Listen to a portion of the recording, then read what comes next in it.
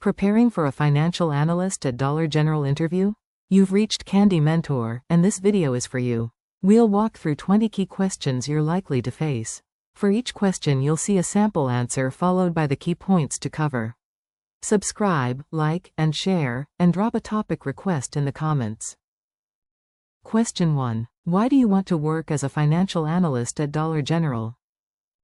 Dollar General appeals to me because its model combines simple customer value with complex operating decisions across thousands of stores. As an analyst, I would enjoy translating sales, gross margin, shrink, labor, and inventory data into practical recommendations. I also like that small improvements can have meaningful enterprise impact at this scale.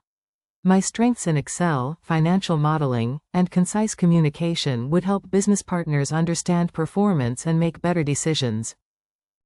While answering, connect your analytical skills to Dollar General's high-volume retail model, value-focused customer base, store growth, and need for disciplined expense and inventory management. Demonstrate research, commercial awareness, and genuine interest in the company. Question 2. What do you know about Dollar General's business model? Dollar General operates a small box discount retail model focused on convenience and low prices, particularly in rural and underserved communities. Consumables drive frequent visits, while seasonal and home products can support higher margins.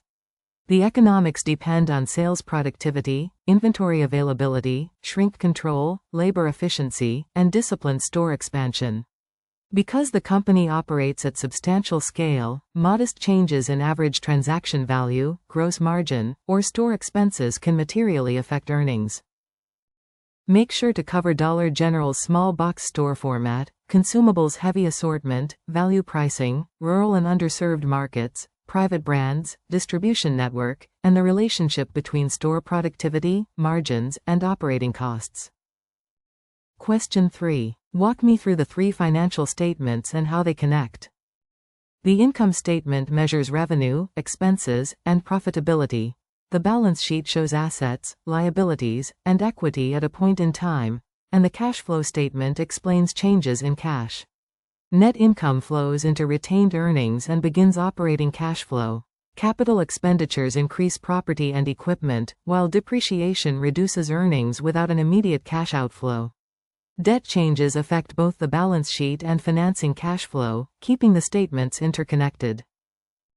In your answer, explain the income statement, balance sheet, and cash flow statement, then connect net income, working capital, capital expenditures, depreciation, debt, and retained earnings through a retail example.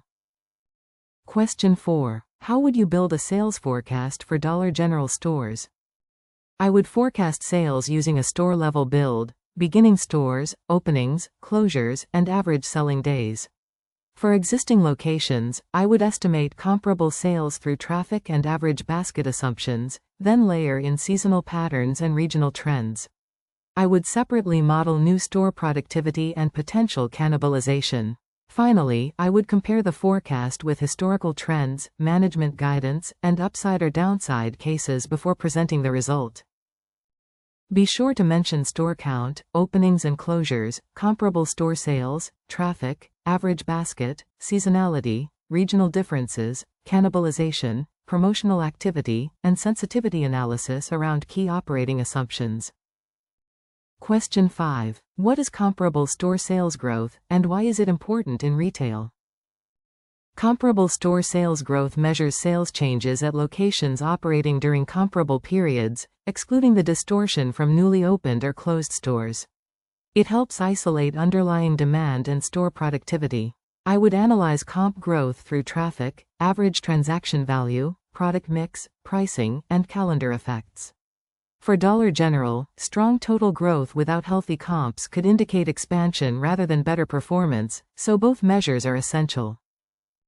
Focus on the distinction between comparable and total sales growth, the usual exclusion of new or temporarily closed stores, traffic and ticket drivers, calendar effects, and why comps reveal underlying store productivity.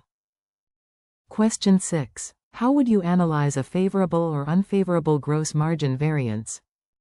I would bridge actual gross margin to budget by separating price, cost, mix, markdowns, shrink, freight, and vendor-related effects. For example, a favorable margin rate could reflect stronger private brand sales, while an unfavorable result might come from promotional intensity or elevated shrink. I would validate the variance by category and region, check timing issues, and quantify whether it is temporary or structural. That determines whether the response is operational, pricing related, or forecast related.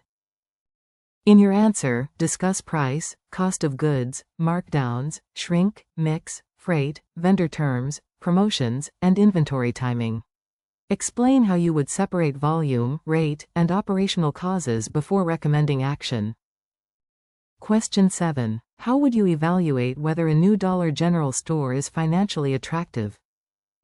I would build a store-level cash flow model covering opening costs, fixtures, inventory, sales ramp, gross margin, labor, occupancy, utilities, and maintenance expenses.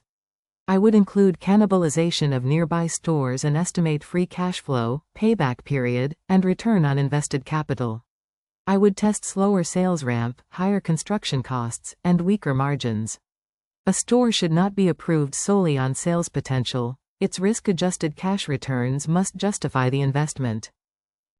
Make sure to cover expected sales ramp, gross margin, labor, occupancy, inventory investment, capital expenditures, cannibalization, cash flow, payback period, and return on invested capital under multiple scenarios. Question 8. What is working capital, and which components matter most for a retailer? Working capital represents short-term operating assets and liabilities, commonly including inventory, receivables, and payables. For Dollar General, inventory and accounts payable are especially important because most sales are collected quickly, while merchandise must be available across stores. I would monitor inventory turns, days supply, aged stock, and payment terms. Reducing inventory can release cash, but excessive cuts may create out of stocks and lost sales, so liquidity must be balanced with service levels. Discuss inventory, accounts payable, receivables, operating cash flow, inventory turns, days payable, seasonal purchases, stock availability, and the trade-off between liquidity improvement and maintaining customer service. Question 9. How would you investigate a sudden increase in inventory levels? I would first determine whether the increase is planned, seasonal, or operational. I would compare inventory growth with sales growth, store count, purchase orders, in-transit goods, and expected seasonal demand. Then I would examine category-level turns, aged inventory, markdown exposure, and distribution center balances. If sales are weaker than expected, excess inventory may require targeted promotions or revised purchasing. I would quantify the cash impact and communicate both the root cause and recommended action. Be sure to examine purchase timing, seasonal build, new store openings, sales weakness, supply chain constraints, product mix, in-transit inventory, shrink, and aging. Separate intentional investment from excess or obsolete stock. Question 10. How do markdowns affect Dollar General's financial performance? Markdowns reduce realized selling price and gross margin, but they can accelerate cash recovery and prevent inventory from becoming obsolete. I would evaluate the expected incremental sales, remaining gross profit dollars, storage costs, and alternative liquidation outcomes. For seasonal or aged merchandise, a timely markdown may create more value than holding full price and missing demand. The key is to measure contribution and inventory risk, not simply celebrate higher unit sales. In your answer, explain markdowns' effects on revenue, gross margin, inventory liquidation, cash recovery, aged merchandise, seasonal products, and customer demand. Discuss evaluating incremental profit rather than focusing only on sales volume. Question 11. What retail KPIs would you monitor in a financial analyst role?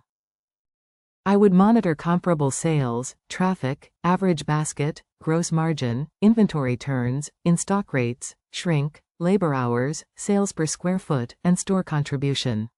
I would connect leading indicators, such as traffic and availability, with lagging outcomes, such as profit and cash flow. Metrics should be segmented by store cohort, region, and category. A strong dashboard would highlight drivers, exceptions, and actions rather than overwhelm managers with disconnected statistics.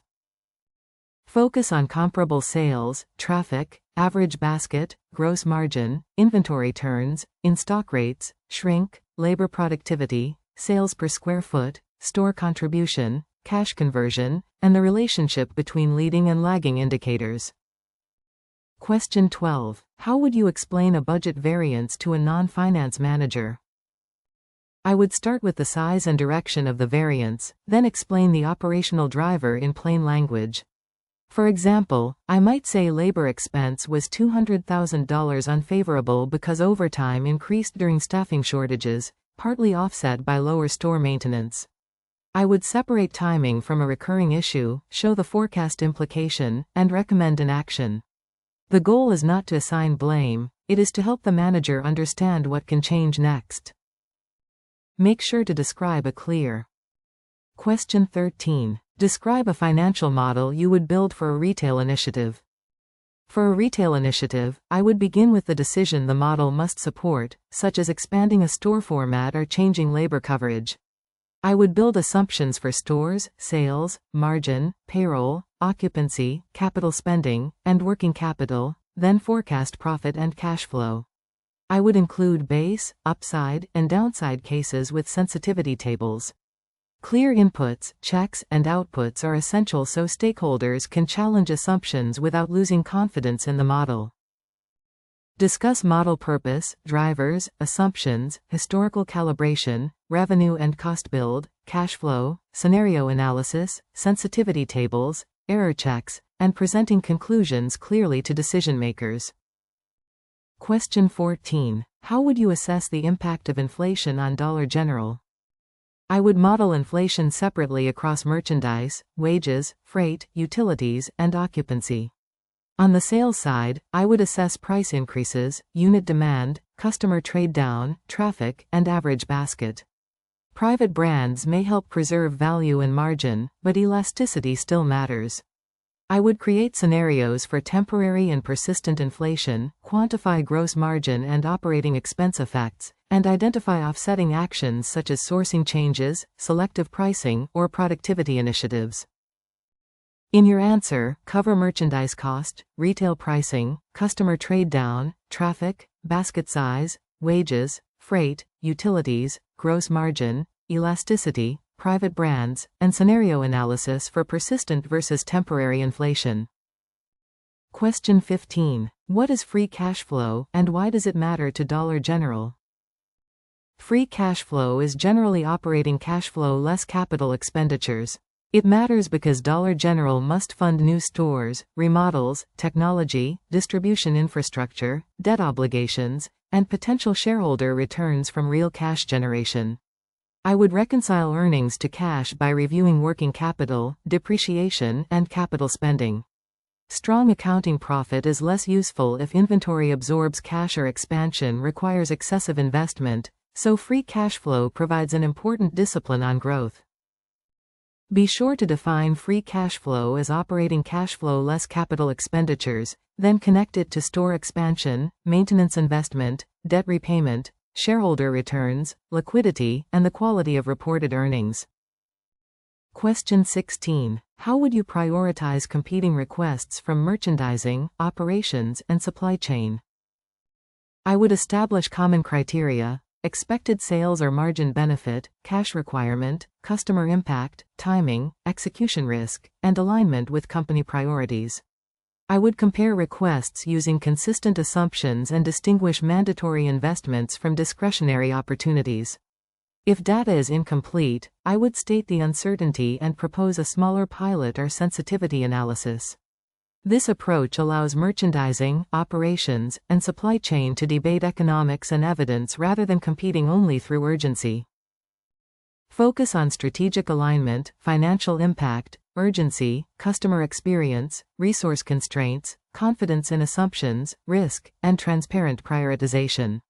Explain how you would compare requests using consistent metrics. Question 17. Tell me about a time you found an error in financial analysis. In a monthly reporting file, I noticed expenses were unusually low compared with the prior month and operational activity. I traced the variance to a duplicated filter that excluded one location group. I reconciled the corrected output to the general ledger, quantified the forecast impact, and informed my manager before distribution. I then added control totals and a location count check. The experience reinforced that analytical judgment includes validating whether results make business sense.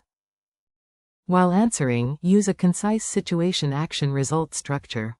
Explain how you detected the issue, validated the source, corrected it, assessed the impact, communicated professionally, and improved the process to prevent recurrence. Question 18. How do you ensure accuracy when working with large datasets? I start by confirming the source, reporting period, grain, and metric definitions. I use structured transformations, control totals, duplicate checks, and reconciliations to the general ledger or approved reports. I also perform reasonableness tests by store, region, and period, looking for unusual movements. I document assumptions and retain a clean version history.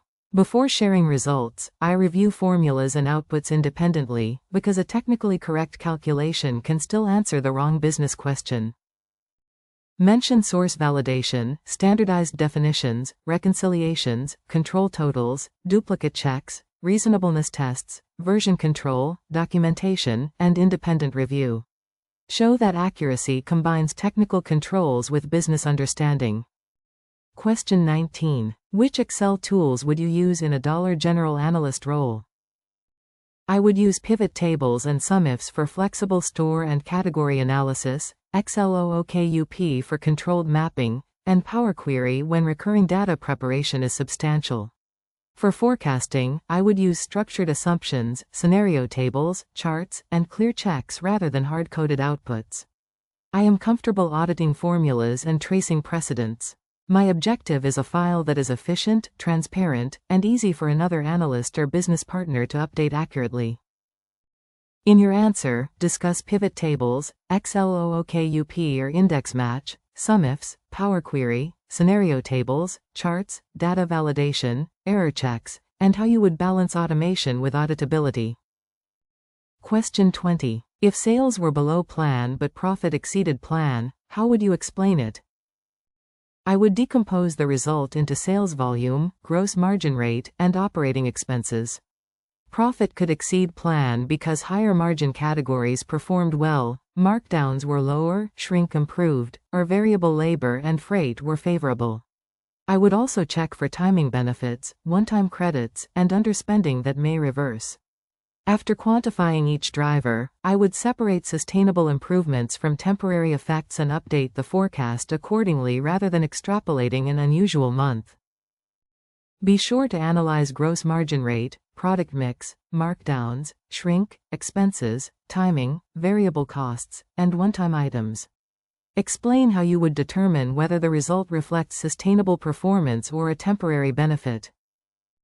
If you are still with us, congratulations, you are much ahead of the rest and serious about preparing for your interview. We hope we were able to add value to your preparation and create some helpful content.